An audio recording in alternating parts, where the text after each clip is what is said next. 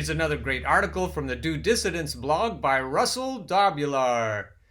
Democracy is broken. Why 51% of Sanders supporters are considering a third party. A new Emerson poll has found that 51% of Bernie Sanders supporters are considering casting their vote for an independent or third-party candidate in November. In my previous piece on the movement to Dem exit, which I featured on this show, I explored the reasons why so many were planning on leaving the party in response to the way both the 2016 and 2020 primaries were conducted. In this article, I'll explore how ill-equipped Democratic voters are to understand this phenomenon, how they got that way, and why their fury at those voters couldn't be more misdirected or counterproductive. The fury that the Bernie or bust crowd feels towards you Blue Dog Dems, however, is not misdirected. You deserve every fucking ounce of our fury. The core premise of democracy is that people will tend to vote in their own best interests, and that the candidates best aligned with those interests will rise to the top. This means that in order to secure people's votes, you need to persuade them that voting for you is in their best interests. Given that different factions in society have different interests and sometimes are at outright cross purposes, in theory, the candidate who represents the largest number of voters' interests should win. The other part you're not mentioning, Russell, is altruism. Some voters actually want to vote in the best interests of poor people. Some want to vote for the candidate who will help all of the population who has gotten the shit end of the stick over the last 40 years.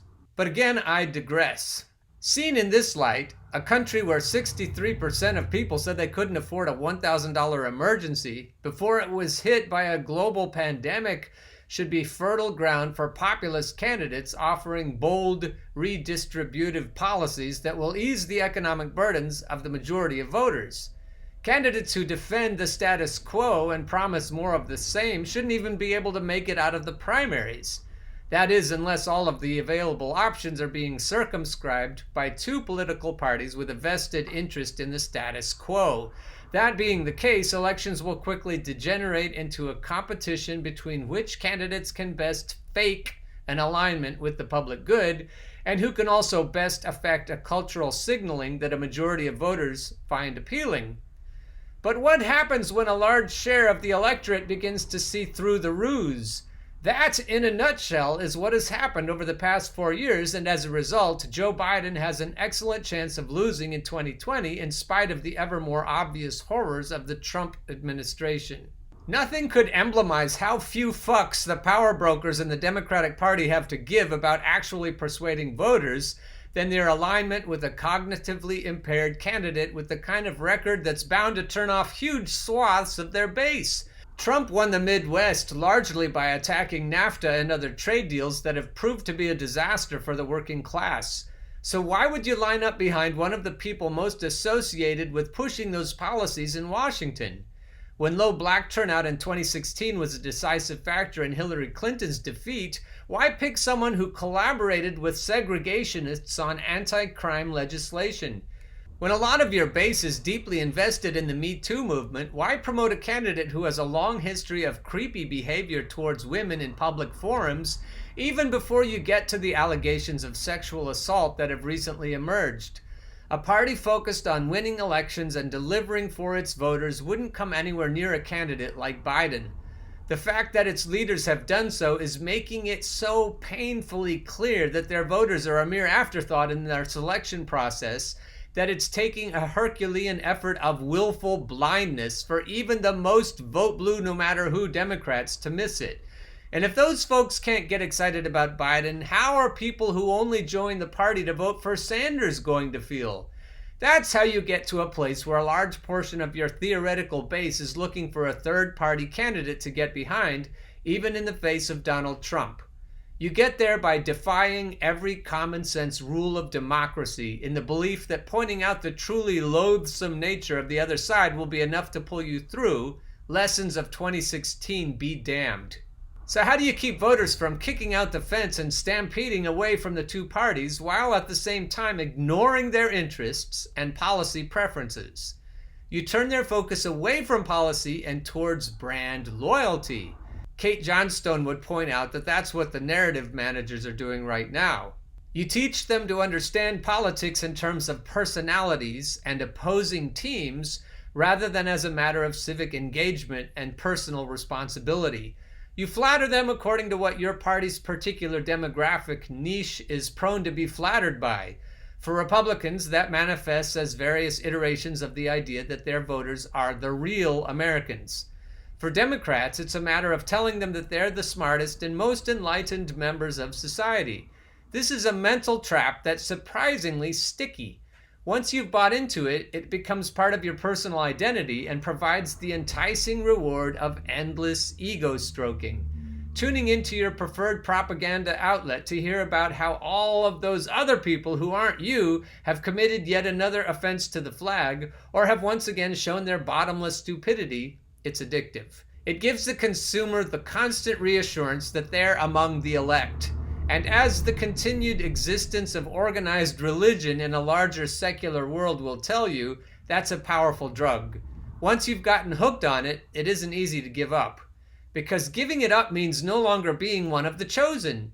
Now you're just a schmuck who's been regurgitating propaganda fed to you by liars and con artists in order to keep themselves in power.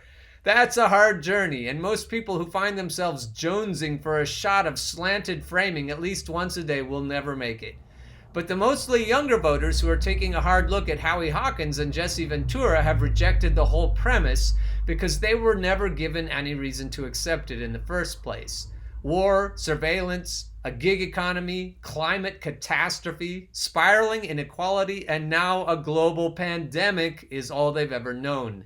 They aren't intrinsically better than previous generations, but they've had a very different experience than any that came before them.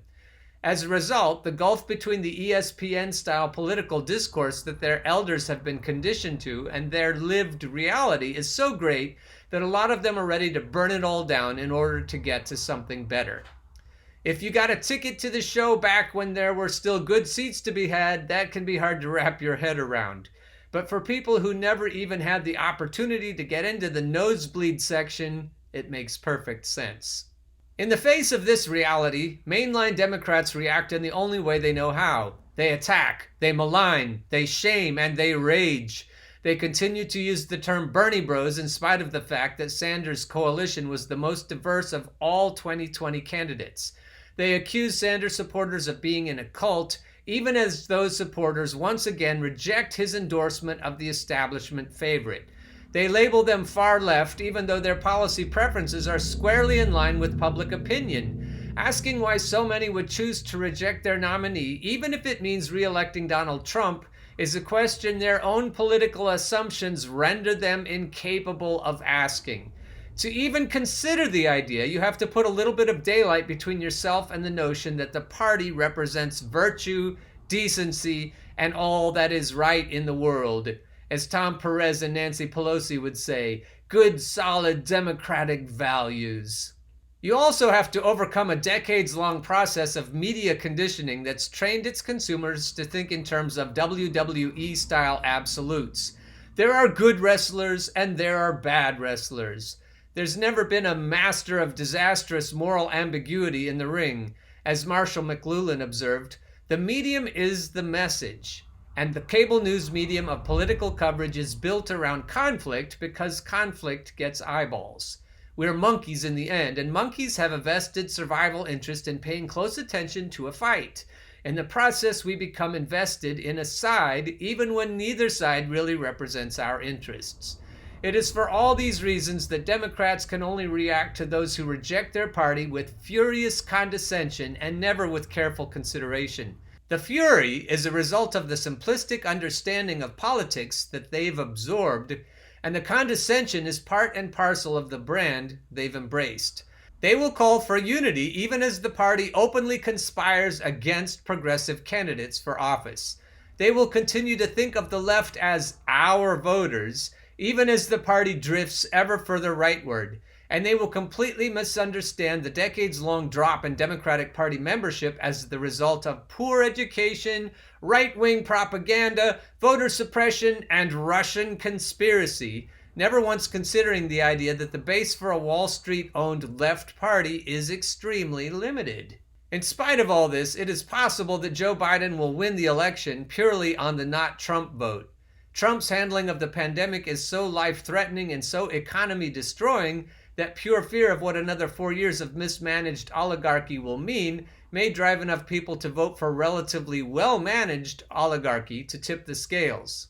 I don't know how you can say that though, Russell, when you consider that Pelosi and Schumer have done probably more than Trump to keep Americans from receiving the relief they need.